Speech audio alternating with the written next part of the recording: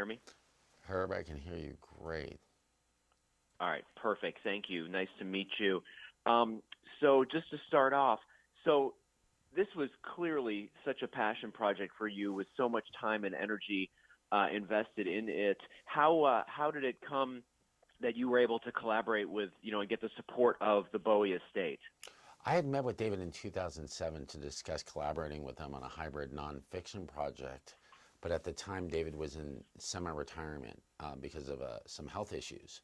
And so right after he passed, I called his executive, Bill Zisplatt, who had been in my meeting with him, and told him that I was interested in creating a non-biographical, immersive IMAX musical extravaganza. Um, there's been these wonderful biopics lately, like Bohemian Rhapsody, which I saw 15 times, and Rocket Man, which I saw 12 times.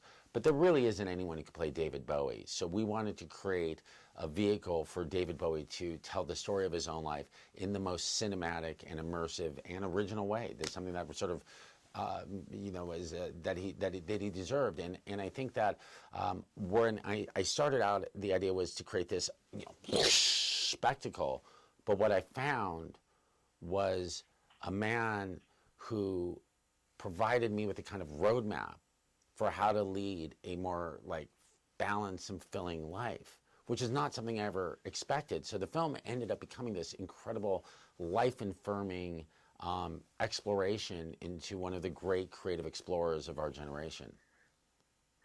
Well, and it's exactly sort of the term that I came up with was that immersive, which I know you were striving for, and it seems like since you had actually met David and sort of had a sense of him in person, it almost feels like exactly what he would have wanted. I mean, did you almost feel like his spirit was there with you, sort of guiding you as this process unfolded? Guiding me, he was kind of like messing with me. Like if he was guiding me, it might have been done in like 3 months. This was a 7-year project. It was very challenging to try, and I was working by myself. It was like an arts and crafts project. Especially with the pandemic, I was totally isolated, working on an 11-inch laptop. And I'll tell you something crazy. The other night we were out in an IMAX theater. I walk on the stage, and you're dwarfed by that stage. I'm like, how is this possible that I cut this thing on my 11-inch laptop, and now it's in IMAX theaters everywhere from Kiev to Singapore to Australia to Dallas? It's just kind of blowing my mind. Absolutely. So, I feel like, it's funny. I think a lot of people just think of Bowie as a musician or just as an artist, but it seems like he was really one of the most fascinating humans of all time, and not just, artists or musicians.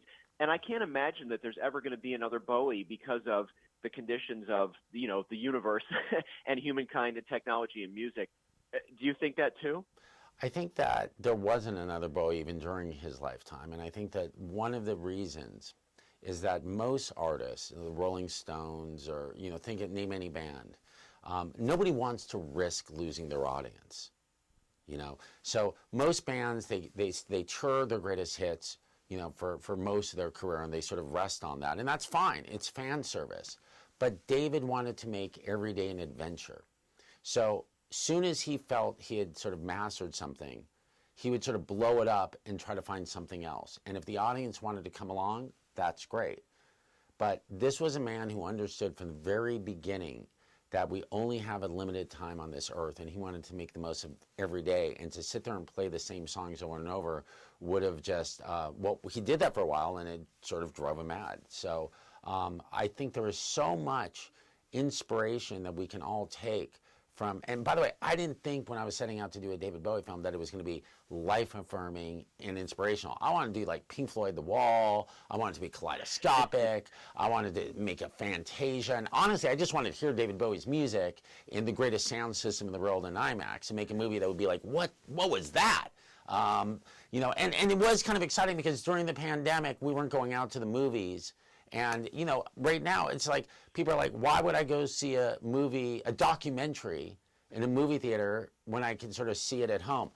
Moonage Daydream in IMAX is something you will only be able to see for 1 week. And it is a spectacle unlike anything else you'll ever see. That's a Well, bold and I statement. think the other thing that That was rather bold of me, but I'm going to back that up. No, you have backed it up with your work, and I would also just say I think one of the things that you really hit on and succeeded tremendously was that nature of his journey as being very life affirming, and I think it really is a message to anybody who, even if you're not a fan of his music, you look at what he did in his life, and it's inspiring because he just, like you said, he reinvented himself. He was open to things, and he had a life worth living, and that's a remarkable story. And I hope the Bowie estate understands what a great service you've done to his legacy. I got an email the night of the premiere where they thanked me for dedicating 15% of my life to the cause, and said that I did the impossible, that somehow I was able to conjure up the man that they knew intimately. And it's been an incredible experience and a life-changing experience for me. I just want to say that the film was made for 3 different audiences. For the hardcore who knows everything, this film is filled with never before seen footage and Easter eggs, and we uncovered stuff obviously that no one's ever seen. But it was also made for someone who, a very casual fan, someone who might have wondered, I don't get it. What's the whole thing about David Bowie? I've heard about him my whole life, but I don't really understand it. Usually with a music film, you got to be like really into the artist to engage. But this is really, if you like cinema, if you like adventures, I sculpted this film in the same manner of like a hero's journey. Yet it's a life affirming one. It's like a Marvel film for adults. That's perfect. Well, congratulations on the film. It's remarkable, and I actually can't wait to watch it again because it's an experience. So congratulations. Thank you so much. All right, take care. You too.